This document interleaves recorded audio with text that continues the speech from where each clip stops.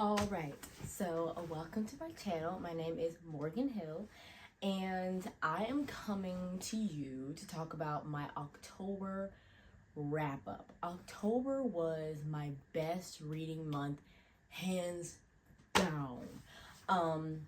I found one of my new favorite books. I really explored a particular author, and yeah, we're just gonna dive right into it. I have my list here on my laptop, so that's what I'm going to be looking at, and then I'm going to put somewhere either here or here like a nicely done up picture and rating of the book. So first and foremost, I read 14 books this month. I almost made it to 15. That would have broken my record, but it's fine. This past week has been, it was Halloween week and I was just busy with some things, so yeah, it's fine though.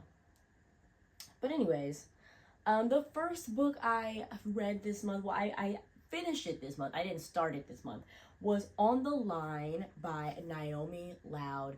This is an adult dark romance, which I didn't realize it was a dark romance until I finished the book, where it said that it was a dark romance, because I read it on my Kindle, so you know how things are, you can't flip through the pages like a real book. But yeah, I rated this, I think I rated it 5 out of 5 stars. Like I said, the rating will be here somewhere on the screen, but I really like this. Honestly, it was good. I would read it again. It was a, like, he's a popular it was like popular guy but in shyer girl type thing. Really check the trigger warning because it is a dark romance. And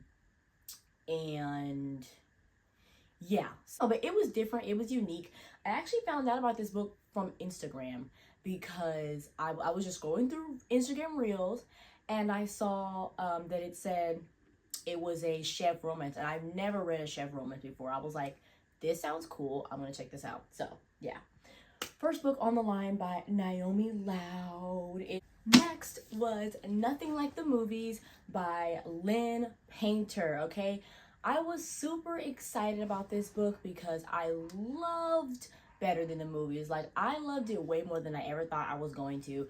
I bought it back in March. Yeah, so I bought it back in March, but I didn't get around to reading it until June.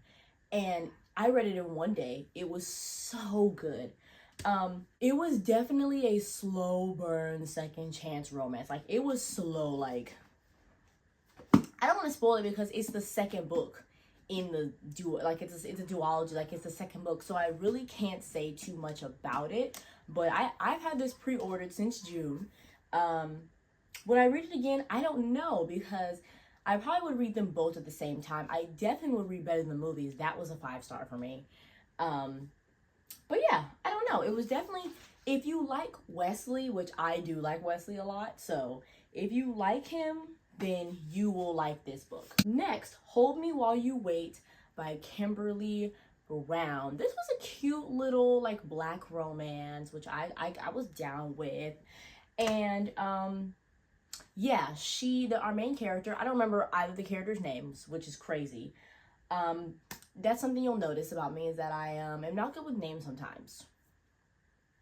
But anyways, the main character, she has had like a rough life, and so has the male main character, and they like come together and basically form like this blended family. It's very much like kind of like found family, blended family. Two young black people coming from kind of rough circumstances. It's not like, I wouldn't call it like an urban fiction at all, where it's like people are, it's not like any Ashley Antoinette, which one day I will talk about Ashley Antoinette on this channel, because I love her. I love her. I would love to talk to her, with her, like, please, like, I adore her. One day I'm going to talk about my favorite authors on here, because Miss Ashley. But anyways, yeah, so Nothing Like the Movie, Hold Me While You Wait by Kimberly Brown. Unwanted by Mia Sheridan. I'm out of breath because I had to run downstairs to get another one of the books. Anyways, I know I just told you earlier that Nothing Like the Movies was the only physical book that I read this month. That was a lie. But now this one I did read on my Kindle first. But I liked it so let me take a breather. How I'm going about the Kindle, because I just got a Kindle. I'm new to the Kindle world. I just got it. It was my birthday present to myself in July. And I'm like, okay, how am I going to go about the physical versus ebook? Because I love physical books. I've always been a physical book girly. And I am like, I've never been like really into ebooks. But this has saved me so much more time and money, and has also allowed me to read faster. So this is one of the best purchases I've made in my entire life, and I will talk about that in another video. But anyways, I read this, like I said, on my Kindle first, but I bought it. Oh, I said that all to say that if I really, really, really like a book, like it's a 5-star, then I will order a physical copy so that I can remove it from my Kindle Unlimited library and make room for something else. So I really, really like this book. Honestly, I know for a fact I rated this 5 stars. Lots of 5 stars this month. I just gonna let you know that right now. Which, it was a top tier month. October is always one of my favorite months for one reason or another. It's just, but anyways, this is basically like Archer's Voice. Archer, if Archer had been raised in a mountain alone. It's kind of like a mystery thriller type thing. No, it's definitely not a thriller. It is a mystery type thing, a mystery romance, which I wasn't expecting. This one intrigued me. I had it on my list for like a couple weeks, and it really intrigued me because the girl said she was attracted to a mountain man. Honestly, that's all I needed to know. That's legit all I need to. That piqued my interest. Plus, I have read Archer's Voice. I have read Archer's Voice. And I liked Archer's Voice. Rated that one 5 stars too. So I was like, you know what? My girl Mia Sheridan, let me see what else she can do. And I like this one. I think I like this one a little bit more than Archer's Voice, maybe? Maybe. They have 2 different vibes, but very, very similar. And she even said this herself on her Instagram, that Unwanted is like Archer's Voice mixed with another one of her books. But yeah, basically there's this mysterious mountain man, and somebody who like lives in the house next to him in this mountain dies. So of course he becomes the #1 suspect, and our main female character, I actually remember her name this time, it's Harper. I just looked at the back, but I did remember it was Harper. Harper, she's like she takes people on wilderness trips to like, she knows the mountains like the back of her hand. Her parents drove off the mountain and died, so we think. And, you know, it's a lot. Like, you basically find out how these 2 characters are connected. And it's so cool. It's so cool. My jaw dropped. I literally sat here in the middle of this bed and read it for hours. Like, I spent an entire Saturday reading for hours. And it was so amazing. Okay? Unwanted by Mia Sheridan. I'm not going to give too much tea about these books because I love to go into a book not knowing much, and I'm going to do the same for you. A Novel Love Story by Ashley Poston. This was my first Ashley Poston. I am excited to read more. I rated this 5 stars. Surprise, surprise. Okay, let's talk about it. Like your favorite book series, the town that they live in, or the location of your favorite book series. If you could visit it, that would be so cool. Like, of course, like it would be so cool if I could visit Hogwarts or something, or Camp Half-Blood or something like that. But this was really, really, really cool because it wasn't like a fantasy location, actually. The main character, what's her name? Eileen, but she goes by Elsie. Elsie is on a trip, a solo trip in the cabins to read, a solo cabin trip in the mountains or whatever to read and drink wine and just whatever. She's a professor, and yeah, she loves books. And this is the first time that she's not going with her book club because everyone's busy. And she's going by herself. And she kind of struggles with having independence and all that type of stuff. So she's kind of like struggling to find herself. And she likes her job as a professor, but kind of like, she kind of just feels like she has to do it. And yeah, so she and her book club, they obviously love this romance series, and it takes place in this town called Elloraton. And yeah. So she, on the way to her little cabin trip, she gets stuck, and it's raining, and she ends up in the town. And yeah, it's pretty interesting how it all works out. Like, it's kind of like it's definitely magical realism. I hear that this author specializes in magical realism because she's the author of The 7-Year Slip, of course. And yeah, I love magical realism. I'm trying actually to read more magical realism, so don't be surprised if you see The 7-Year Slip in a wrap up soon, because I would love to read that. You know what? I might read that this month, because it's November 1st when I'm recording this. But anyways, yeah, I really love this.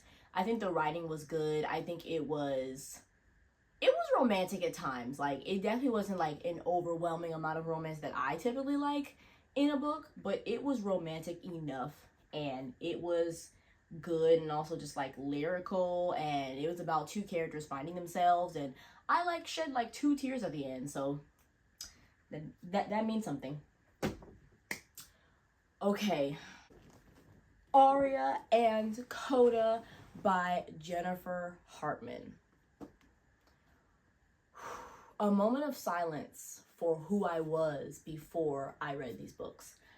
Now, I know what you're thinking. These are not Jennifer Hartman's most popular books. Like, they're not. But they should be. They should be. I absolutely loved this book. I don't know how else I can say that. I don't know how else I can say that. Yeah. Oh, also, I forgot to mention. So these two were the only books I read, like, I actually read as physical. So obviously, that means that Aria and Coda were just that good that I had to order them to have, like, I had to get them off my Kindle and be able to touch them, okay? I cannot wait to reread and annotate these one day, because, okay, let's talk about what it's about. Okay, this book, kind of like this book was teasing me. It was sitting on my wish list for the longest, and I knew it was a Jennifer Hartman, and I knew that it was a rock star romance, and I eat up a rock star romance. Not only that, the blurb was so short. Like, it barely said anything about the book at all, which I love. And I think this might be her first book, or one of her first books. But yeah, it basically said, like, yeah, has basically nothing on there. It basically said that this girl, her name is Chelsea, she's a waiter, or she's a bartender, yeah, a waitress at the bar, and this big band is performing at the bar. And the main singer dude, he sees her, and he's like, oh, can you get us some water, or whatever. And so she gets them some water, and he's looking at her. His name is Devin, the main singer. He's looking at her like, you cute, girl, you cute. And she's looking at him like, me? Like, I'm just a little waitress.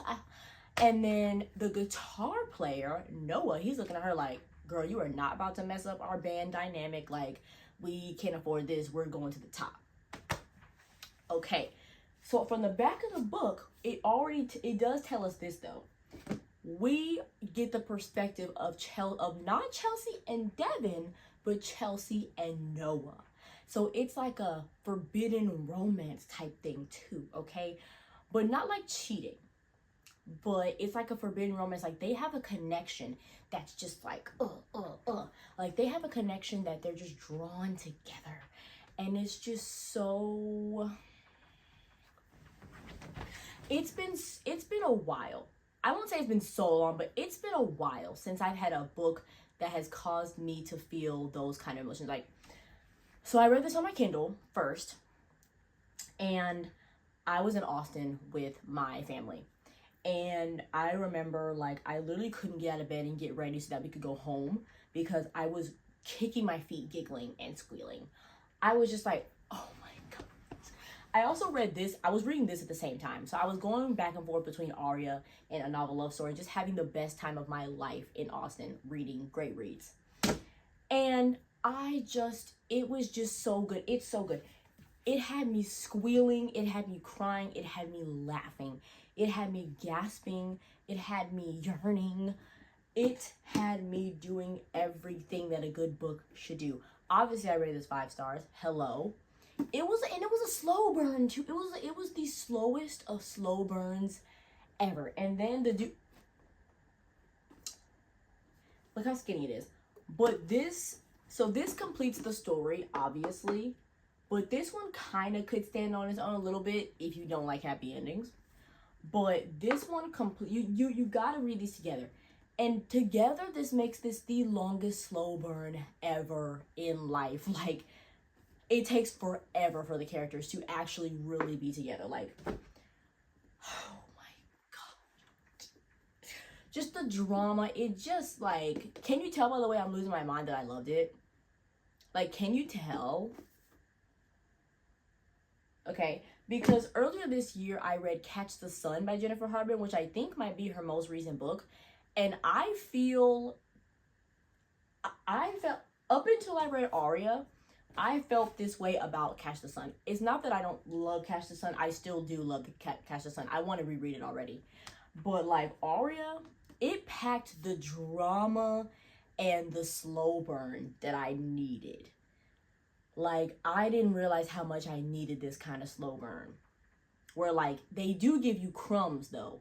And it was also kind of like an enemies to friends to lovers slow burn. So it was like, they went through multiple stages together. Like, it was just...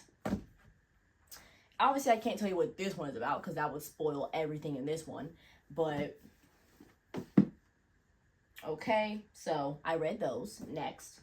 Obviously, next...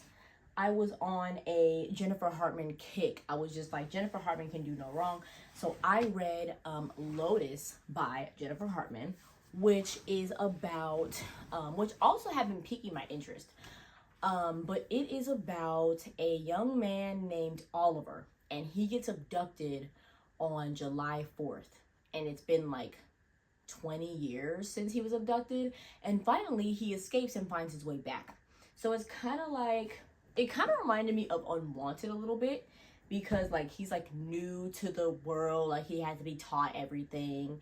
And our main character's name is Sydney, and Sydney, she's like an artist, and you know, she's missed her and Oliver used to be besties, so they're kind of like relearning each other. This one did not pack the emotional punch that other Jennifer Hartman books have. I've read, I guess 4. Yeah, I've read 4 Jennifer Hartman books at this point. And yeah, it did not pack the emotional punch that they normally have.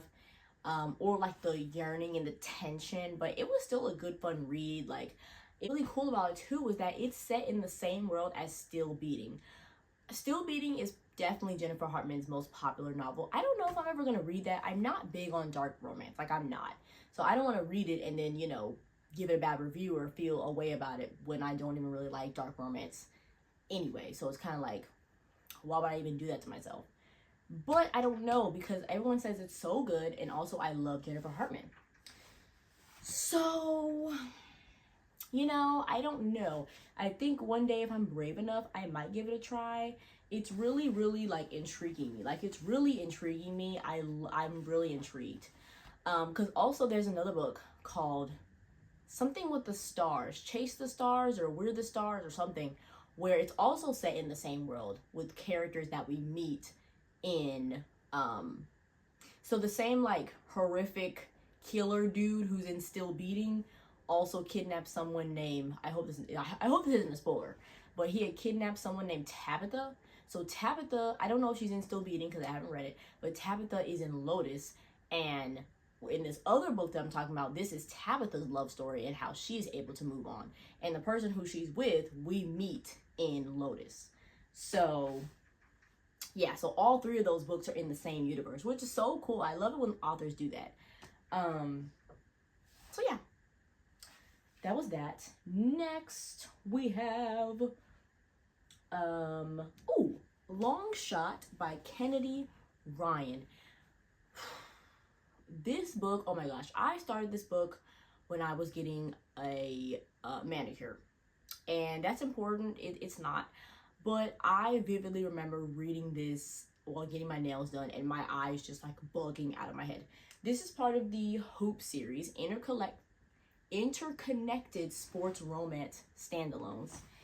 And, you know, Kennedy Ryan always packs a punch. I've read 1, 2, 3, 4, 5, and now 6 books by her. I've read 6 Kennedy Ryan books, and she always has a shock factor. She always has a shock factor. Probably the lightest book I've ever read by her is This Could Be Us.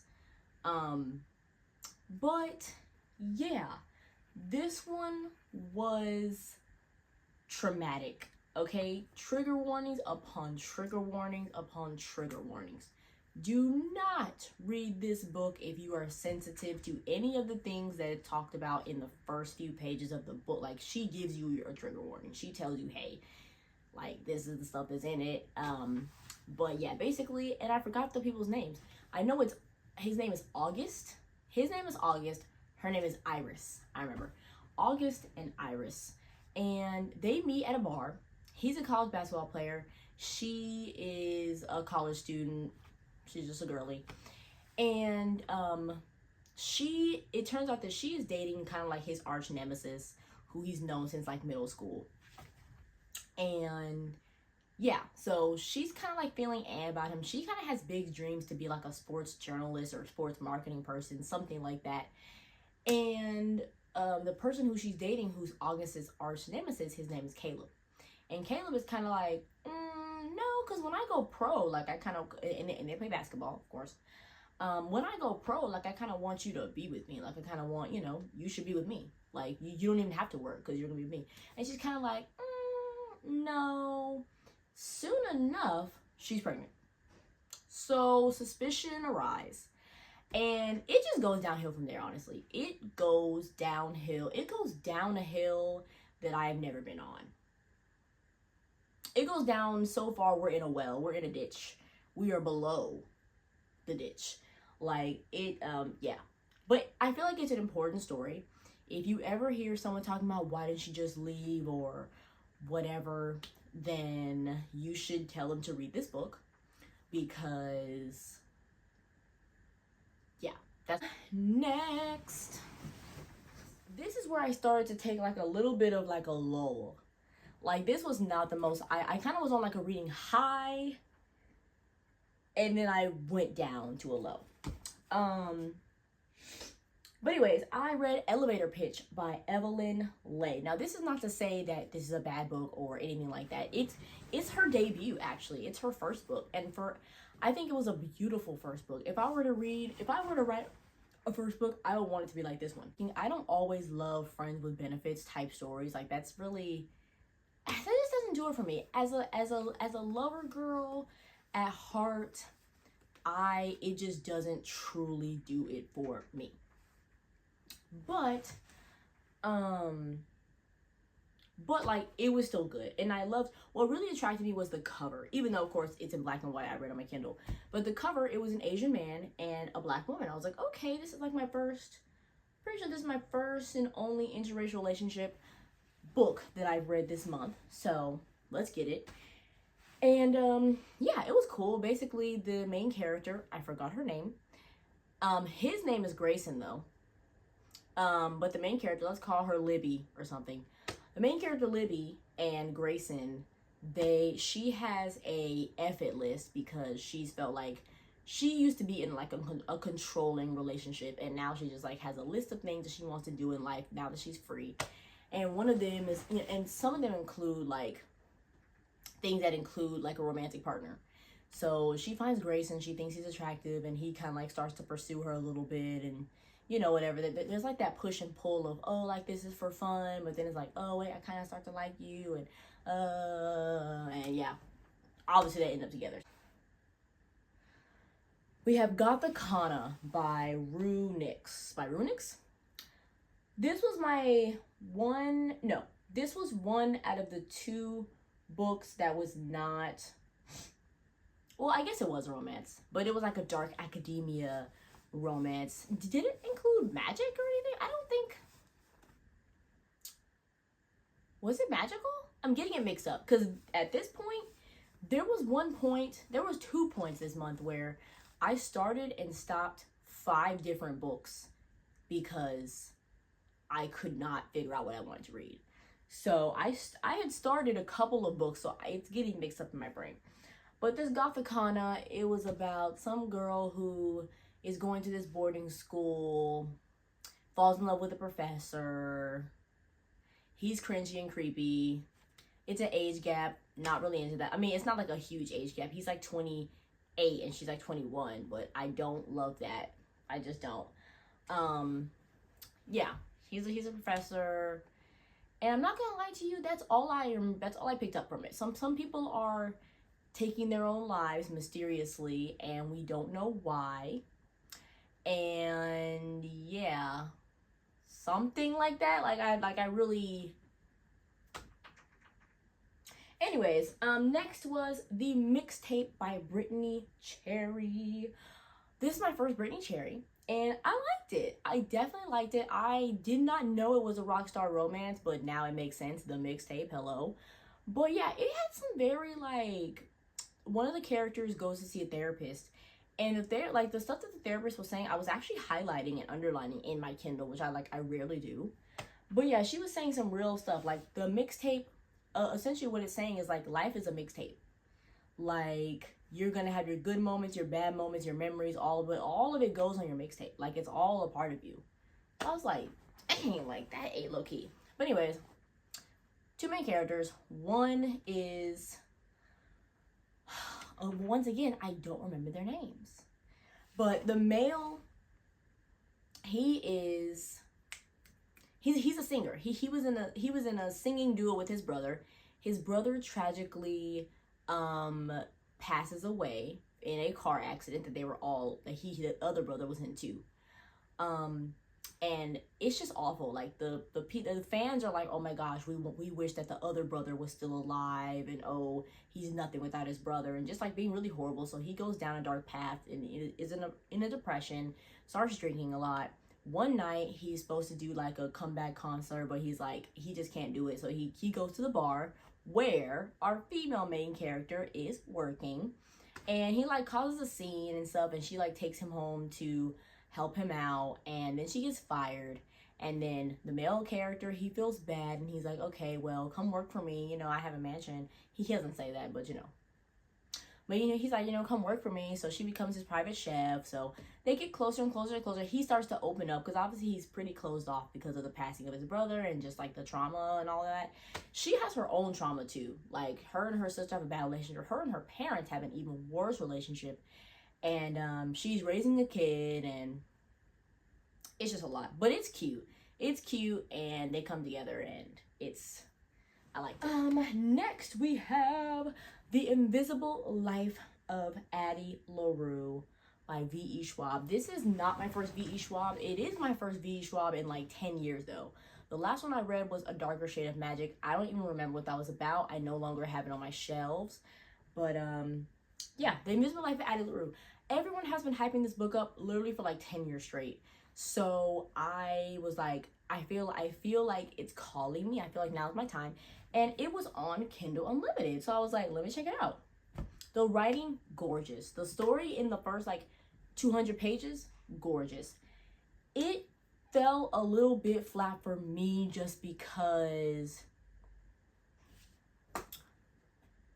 I expected it to be like I expected it to have like a groundbreaking romance, or it's really like the ending. The ending wasn't super duper clear. The ending wasn't super duper clear, and I don't know if it was the ending that I wanted. If you know, you know. Like if you read the book, you know. But if you don't know, here's the basic premise of the book. A girl, she lives an invisible life. Anyways, but she is invisible for something because of her own doing, something that she caused to happen in her youth. Well, when she was 23, she did something, and this has caused her to be invisible for the next 300 years. So she's 300 years old, and no one can, it's not that no one can see her, but it's like as soon as she has the interaction with someone and they turn away or they exit the room, they forget about her. So she has to reintroduce herself to everybody over and over and over again. So she has no friends, no money. She can't get a job because obviously if she's working, she's cooking it up, or even after they hire her, as soon as they walk out the room, they can't remember who she is. So there's that. So she has, she has to learn how to steal everything and all that type of stuff. And, obviously she's single because no one can remember her. Until one day in a bookstore, this boy can see her. So then we figure out why, and they're kind of fixing their issues together. And even though it doesn't really get solved, but yeah, I did read it. It was a thickie. It was like almost 500 pages, but I did it. Next, my reading life comes back up. Okay, we have The Deal by Elle Kennedy. I think I am going to get the physical copy of this just because of how much I loved it. I cannot believe it took me this long to get into the off-campus series. I've been seeing stuff about the off-campus series for like a year now, and I was just kind of like, but the hockey romance thing has been like, but I was like, you know what? I feel like this should be my first hockey romance. Let me see what it's about. And I loved The Deal. I loved it so much. It was so good. I would 100% read it again. And that is why I think I'm going to buy the physical copy. I actually saw the physical copy last weekend at Target, but I didn't get it. I don't know why I didn't get it, to be honest. But yeah, it was really good. Like, basically, it was a kind of like a fake dating type thing. As far as tropes, if you want to know what tropes I don't mind a fake dating. I love a forbidden romance. I love a slow burn when it's not like obnoxiously slow and we don't even get any crumbs. If it's a slow burn, we need to get some crumbs along the way. But yeah, Best Friends to Lovers is also amazing. So yeah, anyways, this girl, her name is Hannah. What's she doing? Oh, Hannah likes this guy named Justin in her class, and he's a football player. And in her class, there's also Garrett Graham, and Garrett Graham is the team captain of the hockey team at Briar University in Massachusetts, and somewhere in New England, okay? So anyways, he's like, obviously like one of the campus hotties on the hockey team. And yeah, he needs to make a certain grade so that he can play in the game, of course. This is, very realistic. Athletes have to make certain grades. And he sees that Hannah got a good grade because, they're in the same class. They're all in the same class. And he was like, hey, can you tutor me? He keeps bugging her. He's like, can you tutor me? Can you tutor me? Can you tutor me? Can you tutor me? She's like, no. And then, like, they're at a party together. And he sees, like, her looking at this Justin guy like, oh, she wants him. And he's like, He's like, well, I don't even remember exactly how the deal gets struck up. But he's like, if you're on my arm, you're going to look incredibly desirable. So he's like, and then in exchange, you tutor me. So we all know how that goes. Romance and chaos ensue. And I loved every second of it. I think I rated this 5 stars, maybe. If I didn't, I did 4.5, but you'll see it on the screen, or you've already seen it on the screen. But yeah, I really, really, really, really liked it. It reminded me of why I love sports romance. And yeah, I'm currently still in the middle of the series. The next book that I read actually was The Mistake by Elle Kennedy. It's the second book in the series. It's a quartet. There's 4. There's also a spin-off series that's coming out currently, and then there's also like another series that has 4. So there's plenty to read by her if I am in that mood. But yeah, the Mistake. So The Mistake was about a mistake, really, between Logan and Grace. And yeah, it was very short. I feel like we didn't get there was no friendship building. Like, the romance really wasn't built up. Like, I really wanted to see but yeah, they basically have an encounter and there's some confusion about it and all that type of stuff. You really just need to read the back. Like, it's if we're trying to keep this PG, I can't really explain too much in depth about it, and I also don't want to spoil it, so just read it. Currently, I am reading The Score by Elle Kennedy. So far, I'm definitely liking this better than The Mistake, but definitely liking it less than The Deal, which is the same thing that Larry Reads had said. If y'all watch Larry, I watch Larry. Anyways, Larry Reads, when she was talking about sports romances and she mentioned this series, she mentioned that The Deal was her favorite and The Score was her second favorite. So when I finish this today, because I only have about 60 pages of it left on my Kindle, when I finish this today, I'll see if I'm in the mood to go straight into the fourth book, or if I want to like step out of Briar University and go somewhere else, like read another book. So yeah, those are all the books that I read this past month of October. So proud of myself. Such an amazing reading month. Definitely my best reading month. And I can't wait to see what I'm going to read this week. Bye, y'all.